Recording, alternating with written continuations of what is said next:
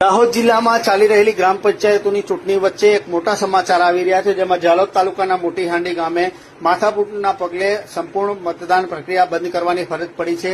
આ નિર્ણય ઝાલોદ પ્રાંત અધિકારી દ્વારા લેવામાં આવ્યું છે, કારણ કે મતદાન મથકમાં જે ચૂંટણી પ્રક્રિયાની અમુક સાધન સામગ્રી હતી તે ગુમ થતા મતદાન બંધ કરવાની ફરજ પડી છે. આ ઘટનાના પગલે જિલ્લા પોલીસ વડા, ડીવાયએસપી, પીઆઈ, એલસીબી સહિતના ઝાલોદ એસડીએમ તથા ઝોનલ અધિકારી સહિતનો કાફલો ઘટનાસ્થળે પહોંચ્યો છે.